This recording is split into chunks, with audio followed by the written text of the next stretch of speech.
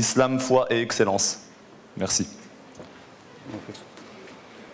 Bismillah, alhamdulillah, salatu wa salam ala rasulillah wa ala alihi wa sahbihi min walah.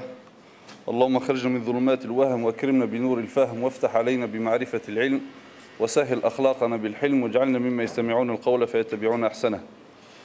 Donc bien sûr, c'est pas du tout évident de prendre la parole après notre frère Tariq Ramadan.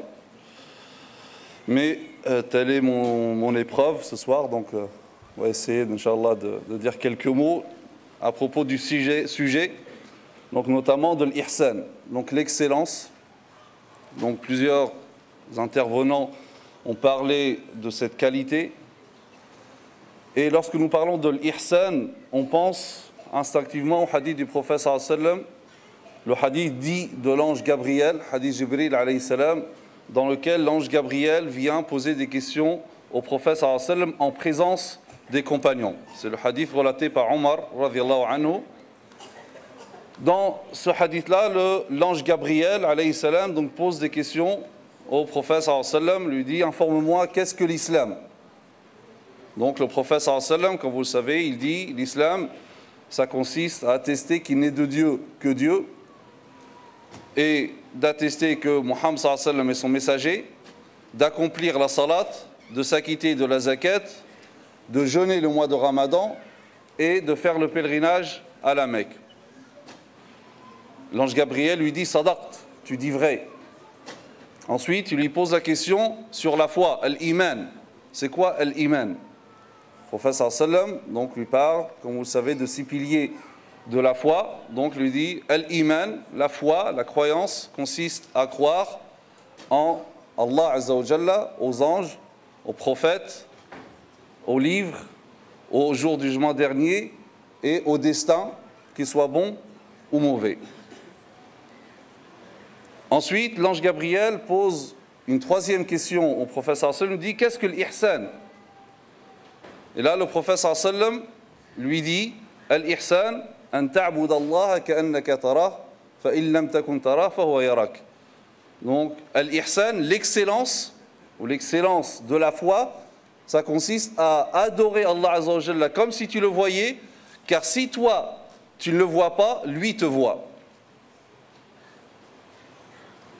Il y a d'autres versions de ce hadith-là, notamment une version rapportée par Ibn Hibban, dans lequel il rajoute des choses supplémentaires par rapport à l'islam. Il dit: wa tahujj wa ta'tamir wa taghtasil min al-janaba wa tutimmu al-wudu. Donc il lui dit donc les 5 piliers de l'islam, et en arrivant al Hajj, il dit donc accomplir le pèlerinage, faire l'umrah, faire les grandes ablutions pour lever l'état de la janaba et accomplir avec soin al-wudu. Et là ensuite, l'ange Gabriel, qui se présente donc sous la forme humaine, donc comme un être humain, il lui dit: فَإِذَا أَنَا فَعَلْتُ ذَلِكَ أَنَا مُسْلِمٌ. Et si jamais j'accomplis ceci, suis-je musulman? Le prophète sallallahu alayhi wa sallam lui dit: oui. Et par rapport à la foi, l'iman aussi, cette version rajoute quelques éléments, notamment, donc il dit: wa tu'mina bil jannati wan nar. Donc, et de croire non seulement donc, aux 6 piliers, mais il détaille la croyance au jour du jugement dernier. Il dit: et de croire au paradis, à l'enfer et à la balance. Et là, l'ange Gabriel, toujours sous cette forme humaine, lui dit: et si jamais je crois en tout cela, suis-je croyant? Le prophète sallallahu alayhi wa sallam lui dit: oui, tu es croyant. Donc, à la fin, bien sûr, l'ange Gabriel repart et le prophète sallallahu alayhi wa sallam dit: voici, ça c'était l'ange Gabriel.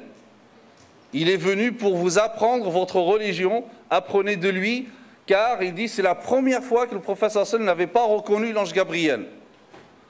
Et donc l'importance de ce hadith-là, c'est qu'il nous explique la religion d'une manière générale. Car le prophète sallallahu alayhi wa sallam dit: voici, c'est l'ange Gabriel qui est venu vous apprendre la religion.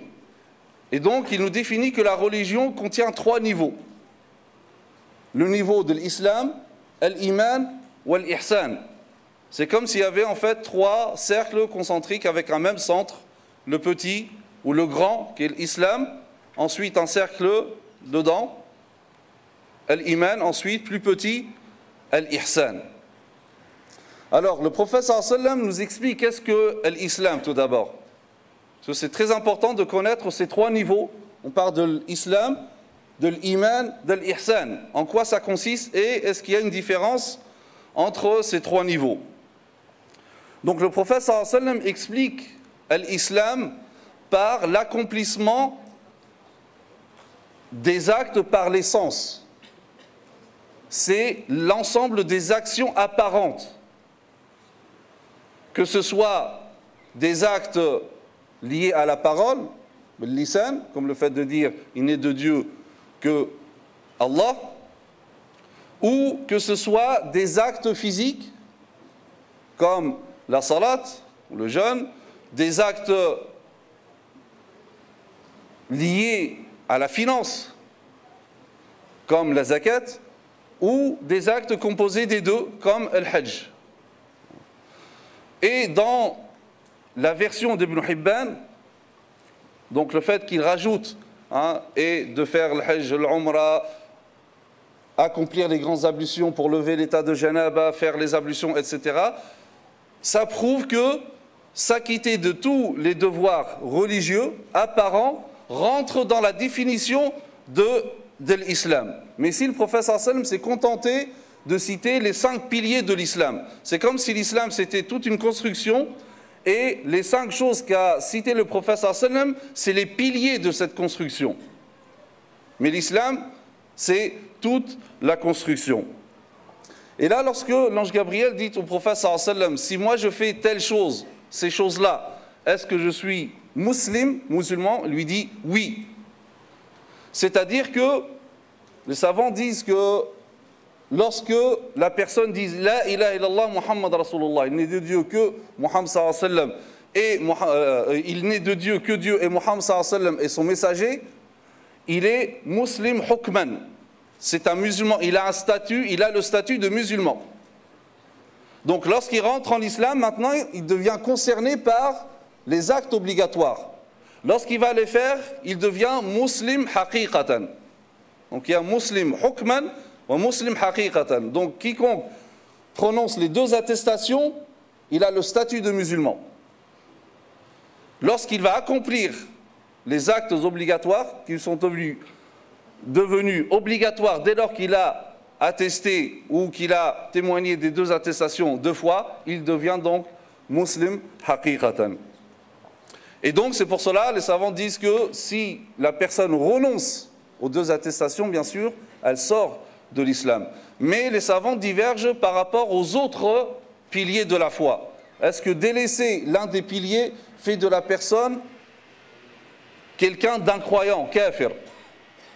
Donc, il y a divergence par rapport à cette question-là, notamment l'imam Ahmed et certains des compagnons comme Omar ibn Abbas, Mu'adh ibn Jabal et d'autres, disent que quiconque n'accomplit pas la salat, même s'il reconnaît son caractère obligatoire, est un kafir. Pour eux, c'est un incroyant. Pourquoi? Parce que le prophète sallallahu alayhi wa sallam dit Al-ahdu alladhi baynana wa baynahum as-salat faman tarakaha faqad kafar. La ligne distinctive entre nous et eux, les non-musulmans, c'est la salat. Quiconque la délaisse, donc, devient incroyant. D'autres ont dit l'abandon de n'importe quel acte obligatoire, il est kafir. D'autres, comme Omar ibn al-Khattab, a dit le hajj, celui qui a les moyens de faire le hajj, et l'a abandonné, il est devenu kafir.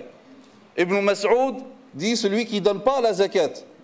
Normalement, il doit s'acquitter de la zakat. Il ne la donne pas, il dit il est kafir. Dans une autre version de l'imam Ahmed, l'une des 2 versions de l'imam Ahmed, ils disent que donc l'imam Ahmed dit celui qui délaisse la salat et la zakat donc est kafir, mais pas celui qui délaisse le jeûne ou le pèlerinage. Mais ceci dit, l'avis de la majorité, c'est que toute personne qui ne nie pas le caractère obligatoire des actes obligatoires est considérée comme musulmane. Et ils disent que finalement, les hadiths du prophète sallallahu alayhi wa sallam, c'est dans le sens d'un discours dissuasif. Et ce n'est pas à prendre au premier degré. C'est l'avis de la majorité des savants. Et ils disent que lorsque le prophète sallallahu alayhi wa sallam dit « quiconque la délaisse faqad kafar », quiconque donc abandonne la salat devient incroyant, ça ne veut pas dire qu'il est devenu véritablement incroyant, mais c'est-à-dire qu'il partage l'une des caractéristiques d'un incroyant, c'est le fait de ne pas adorer Allah Azza wa Jalla, donc ne pas se prosterner devant Allah Azza wa Jalla, donc ne pas accomplir la salat. C'est comme lorsque le prophète sallallahu alayhi wa sallam utilise ces mêmes expressions-là pour autre chose. Le prophète sallallahu alayhi wa sallam dit « Man halafa bi ghayrillahi faqad kafar » celui qui prête serment par autre qu'Allah, il est incroyant. Or, tous les savants, jamais ils n'ont dit que quiconque jure par autre qu'Allah Azza wa Jalla, il devient incroyant. Tous disent que ça c'est un péché, mais pas le fait qu'ils deviennent incroyants. Donc c'est un discours dissuasif qui mène à faire renoncer la personne à un mauvais comportement. C'est dans ce sens lorsque le prophète sallallahu alayhi wa sallam dit « Wallahi la yu'min, wallahi la yu'min » par Dieu n'est pas croyant, n'est pas croyant. S'il n'est pas croyant, c'est que normalement il est kafir. C'est qui celui-là? Le prophète sallallahu alayhi wa sallam dit « Man la ya'manu jaruhu bawa'iqa » quiconque son voisin n'est pas à l'abri de sa nuisance. Est-ce que toute personne musulmane qui ne respecte pas le voisinage serait incroyant? Non, bien sûr que non. Sinon, beaucoup de musulmans, malheureusement, seraient incroyants. Hein? On est à la porte du mois de Ramadan. Normalement, on doit exceller l'ihsan de l'ibada pendant Ramadan. Des fois, les musulmans oublient qu'ils ont des voisins dans l'immeuble. Hein? Alors, après Tarawih, ou même après l'iftar, ça arrive à 10h, à 22h, on ramène des invités, le bruit. Hein, lorsqu'il se réveille pour suhour le matin, hein, il réveille tout l'immeuble, hein, sous prétexte que c'est Ramadan. Donc si on comptait tous les musulmans qui ne respectent pas le bon voisinage comme incroyants, hein, on serait presque une communauté d'incroyants. Donc ce n'est pas dans ce sens-là que le prophète sallallahu alayhi wa sallam dit que l'abandon il est kafir, mais c'est juste un discours dissuasif. Et c'est pour cela que la majorité donc, des savants disent que celui qui abandonne la salat, bien sûr, il commet un grand péché, mais il n'est pas devenu kafir dès lors qu'il ne nie pas le caractère obligatoire de la salat. Et d'ailleurs, le hadith rapporté par Ibn Majah et al-Hakim, hadith relaté par Hudhayfa ibn al-Yaman, il dit que le prophète sallallahu alayhi wa sallam, donc dans ce hadith, il dit « L'islam va disparaître comme la couleur du vêtement. Il ne restera rien de l'islam. Et le Coran, dans une nuit, il sera effacé, c'est les signes de la fin des temps. Il ne restera alors que des gens qui diront « Nos ancêtres disaient la ilaha illallah », on la répète, alors que ni salat, ni jeûne, ni hajj, ni zakat, rien du tout. Là, l'un des disciples de Hudhayfa, qui s'appelle Sira ibn Zufar, lui dit « À quoi va leur servir la ilaha illallah alors qu'ils ne prient pas, ils ne jeûnent pas, pas de zakat, rien du tout ?» Hudhayfa au départ, le compagnon Hudhayfa ne lui répond pas. Il lui répète la question une deuxième fois, une troisième fois, et là Hudhayfa lui dit vraiment d'une manière très ferme « Tunjihim minan nar, tunjihim minan nar, tunjihim minan nar » ça va les sauver de l'enfer, les sauver de l'enfer, les sauver de l'enfer. C'est des gens monothéistes. Et donc, des fois, il est triste de voir dans notre communauté des personnes, lorsqu'une personne décède, le frère tout à l'heure nous a rappelé cette vérité, on pose la question, est-ce qu'il prie ou elle ne prie pas? Normalement, on n'a pas à poser ce genre de questions. C'est un musulman qui est décédé. Tu dois accomplir salat al-janaza. Une sœur, son frère décède. Elle se met à dire, normalement, on ne doit pas accomplir la salat sur mon frère. Mais même dans ce moment-là, il n'y a pas de rahma. Donc, et ça, c'est un consensus pratique des savants. Les savants, même chez les Hanbalites qui disent que celui qui ne prie pas, c'est un kafir, jamais on a abandonné la salat dans l'histoire des musulmans sur quelqu'un, sur n'importe quel musulman. Et jamais on a appliqué les effets juridiques, parce que normalement, il y a des effets juridiques très graves lorsqu'on dit que quelqu'un est kafir. on le sépare de son épouse, il n'y a plus d'héritage entre lui ou ses enfants, ou avec ses parents, etc. Donc c'est des conséquences très graves. Donc, le prophète sallallahu alayhi wa sallam, ici, nous dit que l'islam, donc, c'est résumé dans les actes apparents, les actes d'essence. Et il nous parle ensuite de l'iman. L'iman, donc le prophète sallallahu alayhi wa sallam le résume ou dit qu'il consiste en toutes ses croyances internes. Donc là, c'est les actes du cœur. L'islam, c'est les actes d'essence. L'iman, c'est les actes du cœur. Donc, c'est toutes les croyances ancrées dans le cœur. Et donc, c'est pour cela que l'iman consiste dans le fait que le cœur adhère à ces choses. Donc, c'est l'adhésion du cœur. C'est le fait que le cœur soit imprégné de la croyance en Allah Azza wa Jalla, imprégné de la croyance aux anges, imprégné donc de tous les éléments de la foi. Et l'islam, lui, c'est la pratique, c'est la traduction pratique de cette croyance interne. Parce que lorsque le cœur est imprégné par la foi, les sens répondent et ils vont adorer Allah Azza wa Jalla. C'est dans ce sens que le prophète sallallahu alayhi wa sallam dit dans le hadith rapporté par l'imam Ahmad, al-islamu alaniya wal-imanu fil qalb. L'islam, c'est l'apparence, c'est les actes en apparence. La foi, elle, est dans le cœur. Donc il y a la foi qui est ancrée dans le cœur, donc ça c'est l'iman, et la traduction pratique, c'est l'islam. Mais là on pourrait se poser comme question, peut-être certains d'entre vous ont fait un petit peu de sciences islamiques, où ils ont étudié l'aqida. Lorsqu'on enseigne l'aqida, on dit que l'iman, qawlun wa amalun wa i'tiqad. L'iman, c'est quoi? Les savants définissent l'iman par trois choses. C'est la parole, c'est l'acte, et le qawl wa amal wa i'tiqad. Donc la parole, l'acte et la croyance, trois choses. Donc la parole, la langue atteste, l'adhésion du cœur, mais aussi la traduction pratique. Ça fait partie de l'iman. Et d'ailleurs, d'autres textes prouvent que, comme l'islam parle des actes d'essence, comme lorsque le prophète sallallahu alayhi wa sallam dit « Al-muslimu man salima an-nasu min yadihi wa lisanihi » le musulman est celui dont les gens sont à l'abri de ses mains. Lorsqu'on a posé la question au prophète sallallahu alayhi wa sallam « Ayyul islami khayr » quel est le meilleur islam? Il dit c'est le fait de nourrir les pauvres et de répandre le salam. Dans un autre hadith, le prophète sallallahu alayhi wa sallam dit l'islam a des signes, des indications, comme la route. Et il cite énormément de choses comme la salat, la zakat, l'amr bil ma'rouf, recommander le bien, interdire le mal, le fait de saluer celui que tu connais ou celui que tu ne connais pas, etc. Donc toujours dans l'action. Mais aussi on peut trouver d'autres hadiths qui parlent de l'iman, mais ils incluent l'action dans l'iman.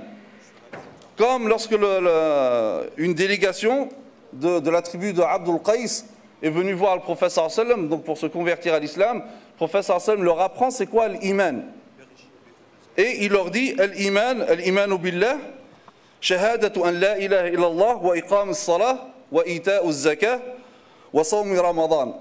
Et là, il dit la croyance en Dieu. L'iman c'est quoi? C'est attester qu'il n'est de Dieu que Dieu, d'accomplir la salat et de jeûner le mois de Ramadan. Mais là, c'est des actions. Pourtant, il dit ça, c'est l'iman. Donc, comment expliquer cela?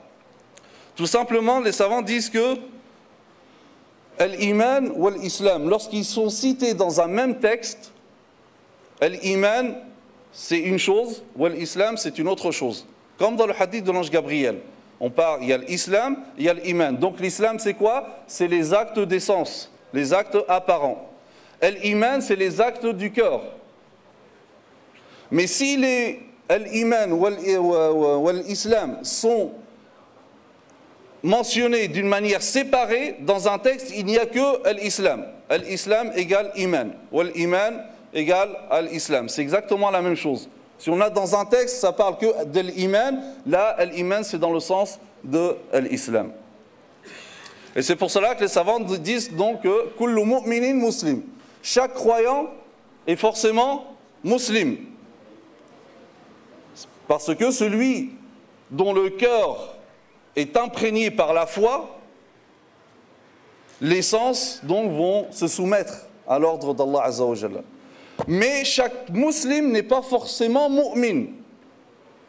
Un musulman n'est pas forcément mu'min. C'est-à-dire on peut trouver quelqu'un musulman qui pratique, qui jeûne, qui prie, etc.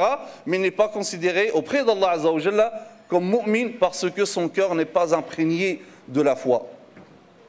Comme lorsque Allah Azza wa Jalla dit dans Sourate Al-Hujurat, Qalatil a'rabu amanna, les Bédouins ont dit nous avons cru. Le prophète sallallahu alayhi wa sallam dit au prophète sallallahu alayhi wa sallam non, dis-leur vous vous êtes soumis, aslamna, vous êtes des musulmans, mais l'iman n'est pas encore rentré dans votre cœur. Et les savants divergeaient aussi par rapport aux musulmans qui commettent les grands péchés. Est-ce que celui-là on le qualifie de mu'min ou pas? Donc certains ont dit c'est un mu'min mais dont la foi est imparfaite, incomplète. D'autres disent non, il est musulman mais pas mu'min. Donc voilà, ça c'est les deux premiers niveaux. Ensuite il y a l'ihsan. Donc juste par rapport au lien qu'il y a entre les deux cercles, donc l'iman et l'islam. Celui qui commet un grand péché. Commettre un grand péché, c'est quoi? C'est soit je commets un interdit, qui fait partie des grands péchés, soit je ne m'acquitte pas d'un devoir, comme ne pas prier. Donc celui qui commet un grand péché par le fait de commettre un interdit ou de s'abstenir de s'acquitter d'un devoir, il sort du cercle de l'iman. Mais il reste toujours dans le grand cercle qui est celui de l'islam. Al-ihsan maintenant. Al-ihsan, le prophète sallallahu alayhi wa sallam donc nous dit, c'est le fait d'adorer Allah Azza wa Jalla comme si tu le voyais, car si toi tu ne le vois pas, lui te voit. Donc il s'agit ici, comme nous le définit le prophète sallallahu alayhi wa sallam, d'adorer Allah Azza wa Jalla avec excellence. Parfaire l'adoration d'Allah Azza wa Jalla. C'est-à-dire ici ressentir la proximité d'Allah Azza wa Jalla, le fait qu'Allah Azza wa Jalla t'observe. Ressentir cette proximité fait en sorte que tu vas pratiquer convenablement et tu vas t'écarter des péchés et tu vas craindre Allah Azza wa Jalla. C'est pour cela que cette notion de l'ihsan, elle est très liée à cette question qui est de l'khashya, la crainte d'Allah Azza wa Jalla. Et c'est pour cela que dans une autre version apportée par Abu Hurayra radhiyallahu anhu, il dit an takhsha Allah ka'annaka tarah. L'ihsan c'est quoi? C'est de craindre Allah Azza wa Jalla comme si tu le voyais. Et selon Ibn Omar, le prophète sallallahu alayhi wa sallam l'a pris un jour par le bras, il lui dit adore Allah Azza wa Jalla comme si tu le vois. Et donc c'est-à-dire parfaire l'adoration. C'est pour cela que même au niveau du fiqh, par exemple, lorsqu'on étudie la salat, lorsqu'on parle des actes répréhensibles dans la salat, c'est quoi le but? Le but, c'est d'écarter toute chose qui pourrait te distraire, d'oublier que tu es entre les mains d'Allah Azza wa Jalla, devant Allah Azza wa Jalla. Toutes les choses qui pourraient donc te faire oublier cette proximité d'Allah Azza wa Jalla. Le jeûne, l'ihsan dans le jeûne, c'est de jeûner, de respecter à la fois le corps et l'esprit du jeûne. C'est pour cela que Jabir ibn Abdullah disait, lorsque c'est le jeûne de l'un d'entre vous, qu'il fasse en sorte que sa bouche jeûne, ses yeux aussi, ses oreilles, sa langue. Et il dit, et surtout ne fais pas en sorte que ton jour de jeûne soit pareil qu'un jour dans lequel tu ne jeûnes pas.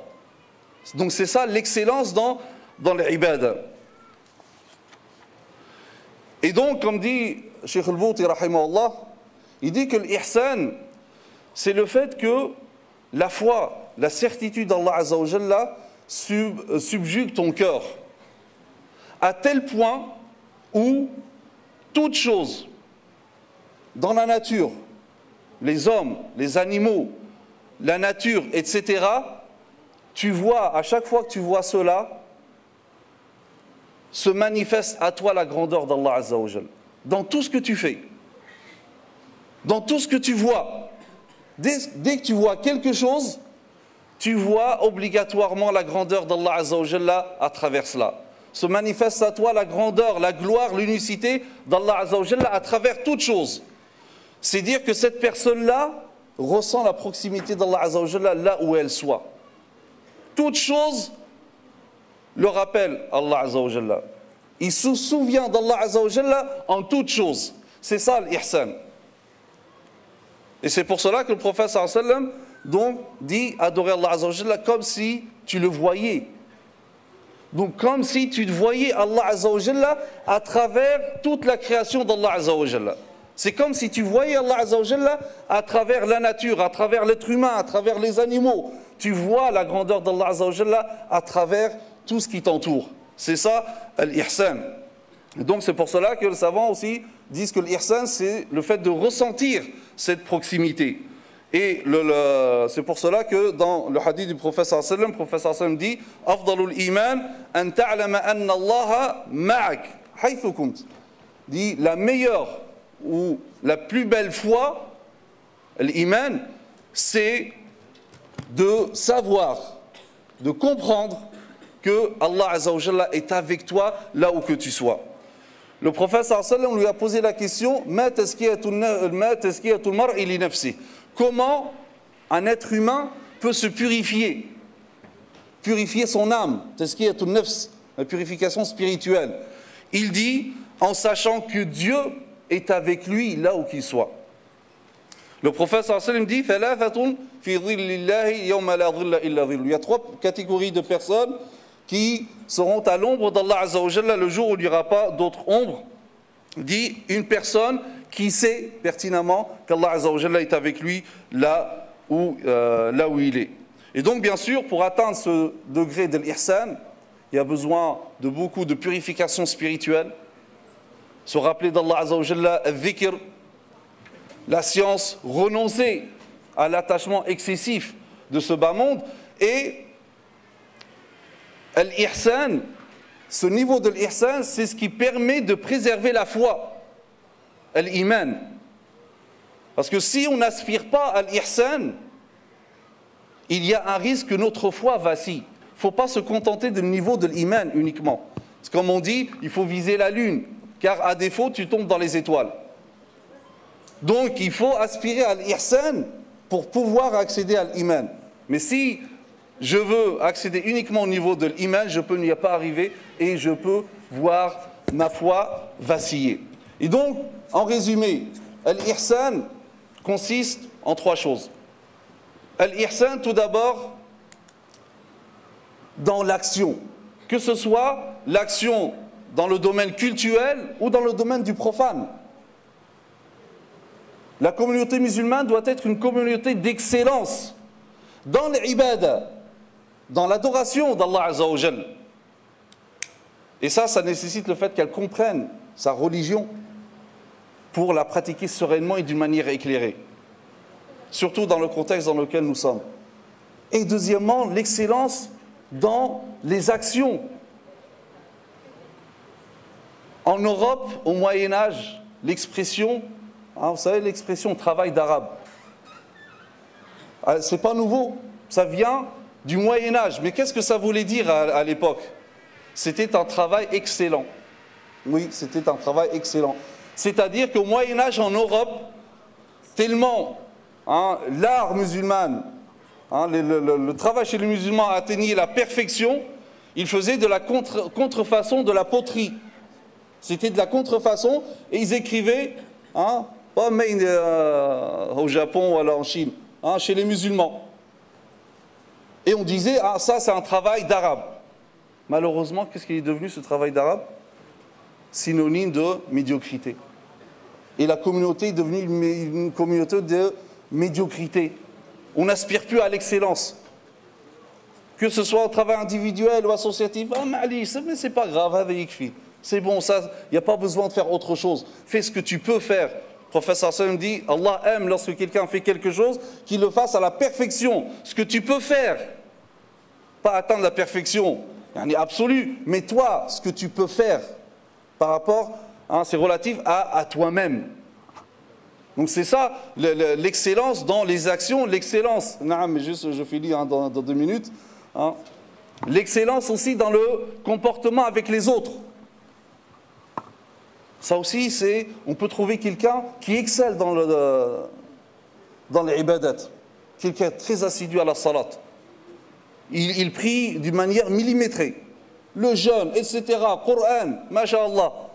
Vis-à-vis des gens, c'est autre chose. Il n'y a pas de ihsan dans les relations humaines. L'ihsan doit être à ce niveau-là, vis-à-vis de tous les gens, vis-à-vis des parents, etc., vis-à-vis des musulmans, des non-musulmans, etc. Et le dernier degré, donc l'ihsan, vis-à-vis de l'environnement d'une manière générale, que ce soit la nature, les animaux, les choses inertes, etc., car Allah aime les bienfaisants. Et c'est pour cela que, comme l'imam Tabari disait que l'ihsan, c'est le fait que lorsqu'une personne, son fort intérieur est meilleur de ce qu'il laisse montrer. Pas le contraire, pas comme nous. On peut trouver quelqu'un, masha'Allah, souriant, mais au fond, c'est quelqu'un d'autre. Lorsqu'il rentre chez lui, c'est quelqu'un d'autre. Imam Tabari, al-muhsin, il y a le muslim, mu'min, il y a le muhsin. C'est celui dont son fort intérieur est encore meilleur que ce qu'il laisse apparaître. C'est quelqu'un, comme disent les savants, c'est quelqu'un qui sait pardonner. C'est ça le muhsin. Comme Haroun al-Rashid, pour finir, on finit par cette anecdote. Haroun al-Rashid, le grand calife abbasside, donc l'un de ses domestiques lui servait de quelque chose de chaud et il l'a brûlé un petit peu. Haroun al-Rashid commence à s'énerver. Son domestique, quelqu'un très intelligent, il commence à lui sortir le début d'un verset, une partie d'un verset. Il dit Wal kadhimin al-ghayr, ceux qui maîtrisent leur colère. Haroun al-Rashid lui dit, comme quoi c'était des gens à l'époque, dès qu'ils entendaient un verset, non seulement ils le récitaient, mais ils le mettaient en pratique. Et ça touchait le cœur directement. Wal kadhimin al-ghayr, ceux qui maîtrisent leur colère. Il dit Kadhamtu ghayri, je maîtrise ma colère. Le domestique, il profite, il continue le verset. Wal afina anin nas. Et ceux qui pardonnent aux gens. Il lui dit, je t'ai pardonné. Le domestique continue. Wallahu yuhibbul muhsinin. Allah aime les muhsinin. Donc ceux qui sont dans l'excellence, dans le comportement, etc. Et là, il lui dit, je t'ai affranchi. Donc voilà cette notion de l'ihsan avec ces 3 niveaux, donc les 3 niveaux de la religion, l'iman, الإسلام الإيمان والإحسان بارك الله فيكم وسبحانك اللهم بحمدك نشهد أن لا إله إلا أنت نستغفرك ونتوب إليك وصلى اللهم على سيدنا محمد وعلى آله وصحبه وسلم تسليما كثيرا.